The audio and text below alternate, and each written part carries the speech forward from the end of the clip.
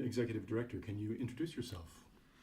My name is Achim Steiner. I'm the Under-Secretary General of the United Nations and Executive Director of the United Nations Environment Programme, originally elected to this post in 2006 and now in my 8th year here in Nairobi, Kenya, where our headquarters is located.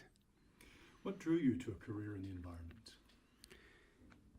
It began very early in my professional life when I began working in Pakistan and had to recognize that very often in the name of poverty eradication and also rural development, what people were struggling with was in particular the loss of natural capital. Their natural resources, be it access to land, forests, water, were increasingly being compromised, often in the name of what we call development and progress.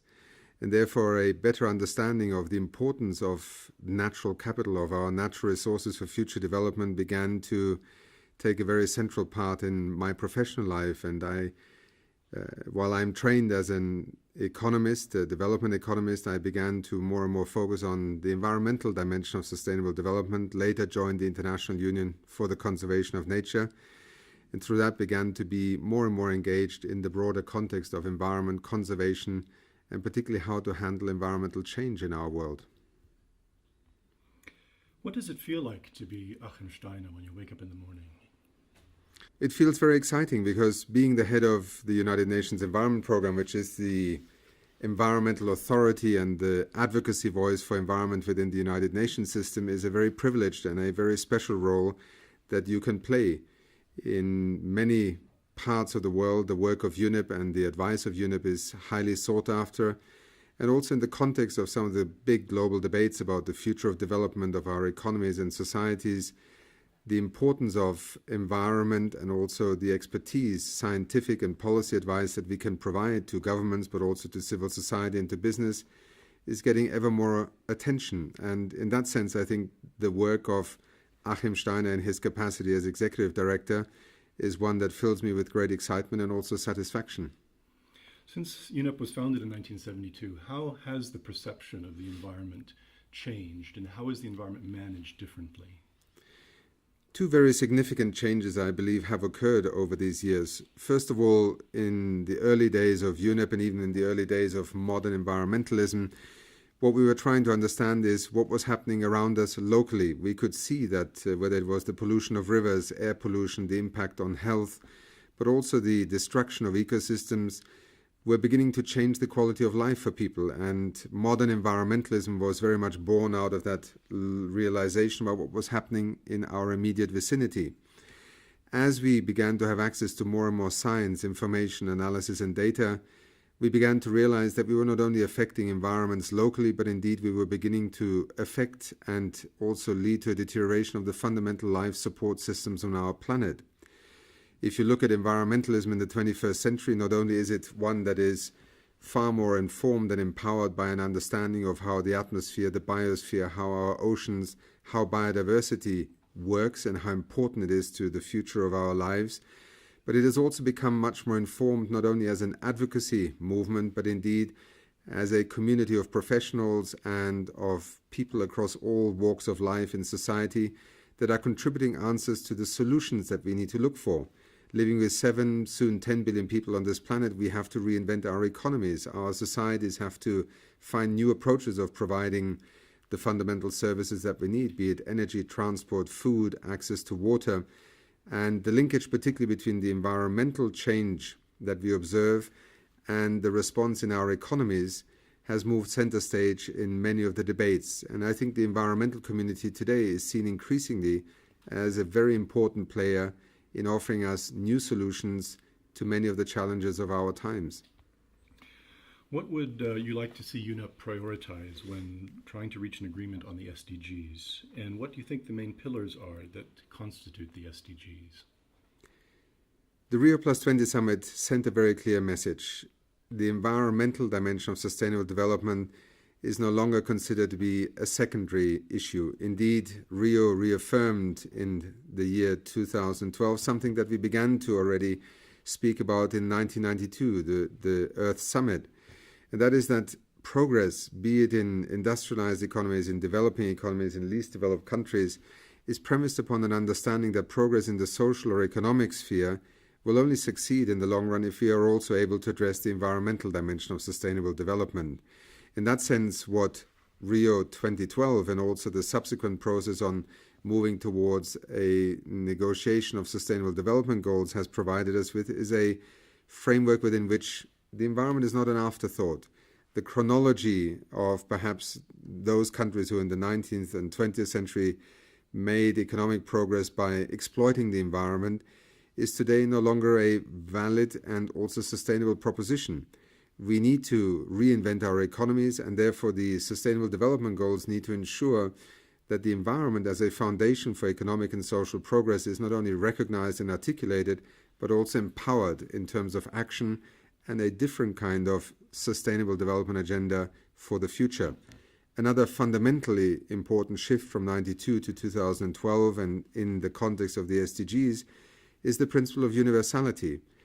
The sustainable development paradigm remains as valid today as it was in 1992, but we also must recognize that it is every country on the planet that has a responsibility and a role to play, and that sustainable development is not only a matter of the least developed countries or of poverty eradication, but of the responsibility to act to introduce more resource efficiency, to address the decoupling of economic development from resource consumption, to address the pollution footprint in our atmosphere, but also through air pollution in our cities, in order to be able to achieve the sustainable development goals that our planet and our societies are striving for.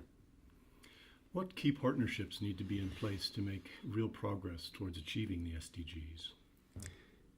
Well, at the core of the United Nations is, first of all, a recognition that progress is best achieved when nations act in unity. The United Nations is, if you want, an antidote to trying to define the options for action only in terms of national interest or in terms of sectoral interests.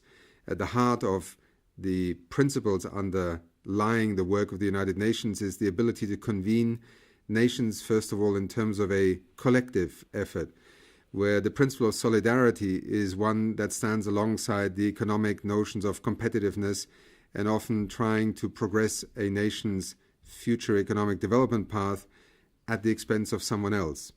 But also within our societies, we are at a point in time where civil society, the public sector, governments, but also the private sector need to work in unison. Whichever way you might wish to look at the past and the legacies that we have to deal with that often also led to conflicts among nations, among citizens, the future of sustainable development, the future of our work in addressing a planetary boundaries agenda that we are now confronted with requires everybody to become part of the solution. Some will take longer to make that journey, but that does not mean that we should exclude them, and our effort must always be premised on the fact that progress is ultimately best achieved when societies and even nations act in unison. Progress on the MDGs has been uneven over the years. What are the key challenges in ensuring that the SDGs are achieved and are successful? Whenever the international community through the United Nations agrees on a set of goals and targets, they in the first instance express a vision, an ambition, and a commitment to move from a state that we all consider to be imperfect or unacceptable, for instance, in terms of eradicating poverty, but also in addressing diseases worldwide or challenges such as climate change. The fact that we often fail to achieve those targets does not either make them invalid or irrelevant. The MDGs served as a major mobilization of efforts at international but also at national level to address some of the fundamental priorities, particularly for developing economies, in addressing major issues of national development. The fact that some countries progressed faster and further than others is a fact of life, and we always have to learn lessons that range from the capacity, the means of implementation, the efficiency and effectiveness of governance systems that can explain some of these differences. However, for the SDGs, I think the principle remains the same. We will not achieve all sustainable development goals necessarily within the timeline that we set ourselves, but many more nations, many more communities, and many more actors in the private sector will be able to use the SDGs as a reference point, as an orientation to change the status quo. And that is the first value of having such goals. In the end, however, it is also the willingness of societies to recognize that the imperative to act, the necessity to change, and also the importance of innovation are things that need to be taken seriously. And following on from that, what systems can be put in place to make sure these targets are met, and by whom? Whether it is a question of systems or whether it is a matter of political commitment and also an adequate resource base to finance these actions is perhaps a debate that will continue into the future. I believe the most important condition for ensuring that Sustainable Development Goals will actually be taken seriously, will be implemented, and therefore enable us hopefully to achieve the outcomes that we set ourselves, will depend very much on whether these Sustainable Development Goals will be appropriated, will be owned, and will be used by actors across our society. Governments can agree on goals, but then it is up to national ministries, up to actors in the private sector, in the community, in NGOs, and also at the level of local governments, such as mayors and provincial governors, that the implementation has to take place. This is as much a challenge in terms of articulating goals as it is then a matter of political commitment to follow through. What we can do through the United Nations is through our specialized agencies, funds, programs, and organizations to assist governments in planning, in developing the capacity, in putting in place the monitoring systems, in also mobilizing financial resources, particularly for least developed and developing economies. But ultimately, the commitment to achieve the Sustainable Development Goals will rest with each nation, and within each nation with a whole variety of actors. That is the fundamental premise upon which a success will have to be built on. From your perspective, what humanitarian consequence of climate change is most troubling to you? I think it is the images and the helplessness of particularly those who are most vulnerable to particularly the natural disasters that can be associated with a climate change scenario that are troubling. The images of whole landscapes, whether Thailand, Pakistan, just in the last few days, Serbia, being inundated by floods and seeing people's livelihoods, savings, members of their families being killed, and simply not being able to do anything to defend yourself against the magnitude of impact that is thrust upon us by these events, is perhaps the most dramatic illustration of how important it is that we do not sit back and bet on the future and take risks that none of us could justify in retrospect.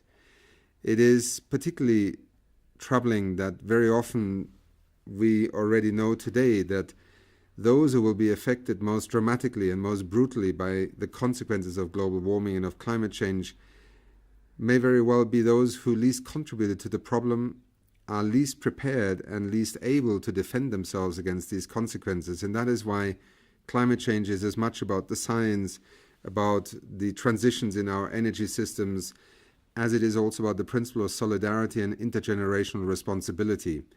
That is the discussion that I think is most likely to lead us all to accept both the imperative but also the opportunity to act now. How can humanity overcome the threat of climate change, and what can make the greatest difference? First of all, by accepting that even in the absence of perfect knowledge, we today know enough to recognize that climate change and global warming represent fundamental threats to the future of humanity and our societies and our infrastructure and our economies as we know them today. That taking the risk of not acting has potentially such far-reaching consequences that the next generation will not even have the choice anymore to reverse these trends. That in itself, I think, has to be the foundation, because we are intelligent human beings. We must accept our responsibilities based on information, understanding, and awareness. Secondly, I think we must also change the outlook on many of the actions that are implied by a transition towards a low-carbon economy, towards a greener economy, not as constraining our future, but actually empowering our future, creating new opportunities. The transition away from a fossil fuel era in the history of civilization is not as traumatic as many wish to portray it. In fact, we are on the verge with renewable energy, energy efficiency, with the opportunities for recycling and for decoupling our economic development from resource consumption. We are on the verge of entering an age in which perhaps resource constraints and also constrained access to energy is maybe going to be a thing of the past. If we truly can harness, mobilize, and scale up the use of renewable energy technologies, we may actually be on the verge of an era in which energy will not be a constraint on development anymore, because you're certainly not going to run out of solar energy or of wind power or of geothermal energy. It is the opportunity to live in a healthier, a more resilient, a more stable economy of the future that we also have to articulate the opportunities for acting on climate change. Yes, there are costs involved in the transition, but what we often forget is that in the history of this planet and of human presence, the 200 or 300 years of a fossil fuel era will be like a nanosecond in historical terms. And we are a generation that now has the choice to enter into a new era of addressing both a threat to the future of humanity on this planet, but also to unleash an enormous opportunity for a cleaner, healthier, and more sustainable development pathway and also era in our communities. In your opinion, what is the most critical environmental challenge faced by the GCC region? Looking at the enormous economic progress and rapid economic growth of the GCC region, particularly through exploiting its oil and gas resources, certainly has enabled the GCC region to make progress like few other nations have in such a short period of time. The development of infrastructure, of educational systems, of energy supplies, of transport infrastructure are nothing short of phenomenal and have benefited the vast majority of citizens in the region. What, however, is very exciting at this moment is to see how many leaders across the GCC region are also recognizing that, in fact, at this very moment, with the enormous resources available and also the potential for technology innovation, the GCC region could actually move to the front lines of innovation towards cleaner energy systems, towards greater energy efficiency, towards addressing the issue of water supplies and water resources, a major issue for most countries in the GCC region. We certainly have the possibility to continue to use the enormous financial resources to buy our way into ever greater supplies, for instance, through desalination plants. But at the end of the day, it is already obvious that on a time horizon of the next 20, 30, 50 years, these fossil fuel resources will only be a stepping stone towards a future economic foundation for the GCC region. The sooner and the earlier countries start exploring opportunities for a transition towards a greener and inclusive economy, the more the GCC region may find itself not being a group of economies built on the 20th century foundations of a fossil fuel age, but indeed to be leaders in technology, in the financial services, in the information communications and technology sectors that will actually be able to withstand also the ultimate shift beyond a fossil fuel age. These are opportunities that I think are extremely important both from a leadership perspective but also for citizens in the region to be familiar with and to begin to exploit and explore. Following on from that, how do you think climate change will affect the region in the next 30 years? Well, following the IPCC scenarios and the available evidence we have today, it is clear that one phenomenon that will affect most parts of the world will also hold true for the GCC region. We will have more extreme weather events, we will have more extreme fluctuations. How these will affect different parts of the GCC region will very much depend on the adaptation and resilience measures that are being put in place. But in a region where already, for example, access to water is an existential issue, the consequences of shifts in rainfall patterns and quantities of precipitation would have fundamental consequences, and they can go in both directions. They can be extreme weather events in terms of floods, or they can be extreme consequences of prolonged periods of lower rainfalls. But also the rise of sea levels could affect much of the coastal infrastructure that is being put in place over the last 10 to 20 years, whether it is real estate development or whether it is the harbors and maritime transport systems, whether it is the location of water supply and desalination plants.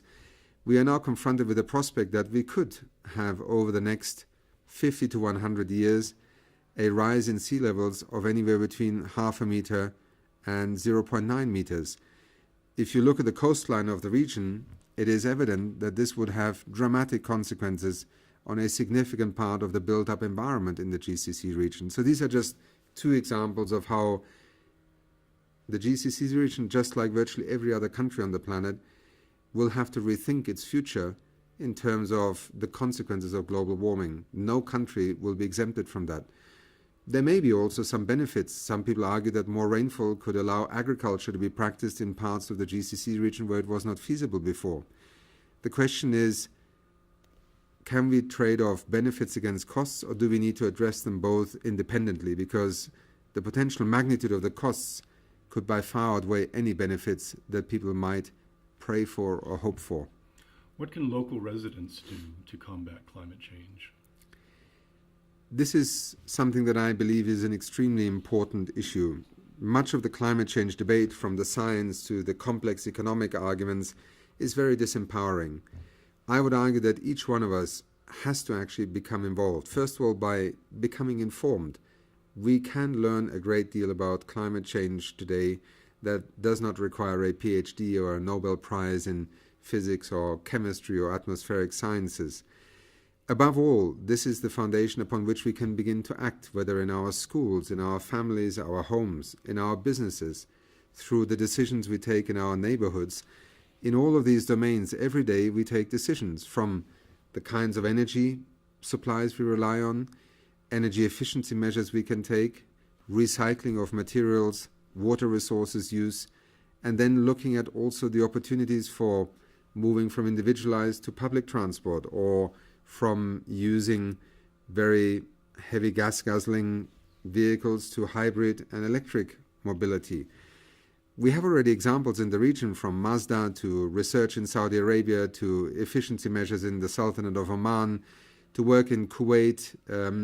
Across the region, we see governments at the local level but also at national level beginning to put measures in place. At the end of the day, they will only succeed if citizens, if each one of us individually, first of all, believes in them and becomes part of the effort.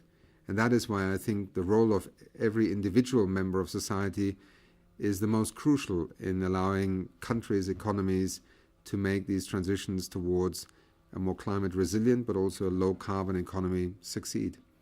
This is a similar question. How can the local community have an effect on actual mitigation of climate change?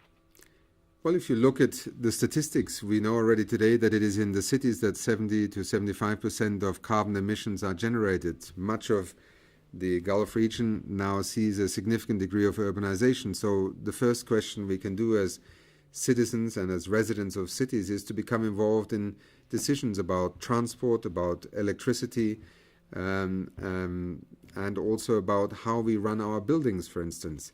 This can be simply through a community of tenants, for instance, in a residential estate. It can be the commercial sector that occupies a 30-story high-rise building. It can be through involvement with the local authorities when they are designing the new transport and mobility systems for the future. But it can also be about how a school could introduce, for instance, solar panels or energy efficiency measures in its own buildings. The spectrum of being able to do something about this issue is enormous, and it can actually be done by individuals coming together, forming communities of interest, and then beginning to influence the bigger decisions. What role does the NGO community play in mitigating climate change? A vital role. NGOs are in the first instance a way in which citizens can come together. It is much easier to form a non-governmental organization with your friends, with your colleagues, with your neighbors, and begin to work on an issue that, first of all, overcomes that sense of isolation that makes us as individuals feel powerless. Secondly, governments cannot organize society at all levels, and NGOs can play a fundamentally important role in convening, in mobilizing, in building awareness, in creating platforms where governments at local and national level can engage with their citizens. And as we have seen over the years, NGOs can become major drivers for innovation. They can influence consumer demand. They can raise awareness amongst businesses about opportunities for reducing resource wastage. They can be part of bringing a recycling economy into existence, as we have seen in many countries around the world. NGOs are a way of harnessing, organizing and mobilizing citizen power, and in that sense 7 billion citizens is an almost endless potential for tapping into this energy that we as individuals and in our communities have. You've known EEG since 2006. Can you tell the readers a bit what you think about EEG's programs and their dynamism? To me, EEG represents one of those very inspiring efforts in a country that, by virtue of its wealth and economic success, could simply say these are not issues we are worried about right now. The environment, yes, it's something that other countries and other parts of the world have to worry about.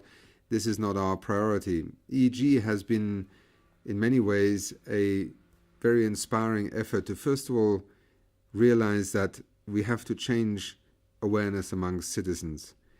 Engaging people in practical actions is the second big success that I think EEG has done, by creating opportunities for individuals to become involved in cleanup actions, in waste management issues, but also then becoming, through these activities, more engaged in thinking about the bigger issues. Thirdly, EEG has been very active and proactive in engaging young people. It is the youth that presents the greatest potential for change and also the greatest opportunity for motivating people to not simply make the future look like the past. And finally, EEG has also become a voice in the broader context of the Emirates on how to look at environmental issues, perhaps from a different perspective than somebody who is planning a national energy system or is planning the next flyover on a motorway. And that voice of engaged and interested citizens is a vehicle that EEG has been very useful in mobilizing and facilitating. And finally, on a personal level, what measures do you take on a daily basis to minimize your impact on the planet?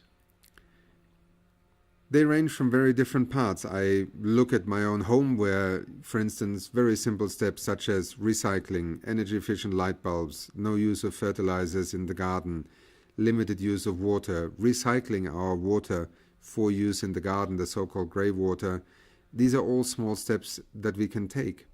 Secondly, in my daily life as an executive director of UNEP, I have invested a great deal of energy in trying to demonstrate that we must all lead by example. And when the opportunity came for a new headquarters for UNEP to be built here in Nairobi, Kenya, we took the opportunity to make this into an ambitious effort to not build an expensive building to make it green, but rather to build a building with the same amount of money that took advantage of all the opportunities to reduce our energy footprint, to do rainwater harvesting, to recycle our grey water, to use energy efficient appliances in order to also achieve, together with modern ICT technology, a energy footprint reduction of 40%. Today, UNEP's headquarters is powered by a photovoltaic installation that produces all the electricity that we require as a headquarters, therefore allowing us to turn a traditional building that would have had a significant CO2 footprint into a building that houses 1,200 people together with UN Habitat and produces its entire electricity supply at a zero carbon emissions footprint.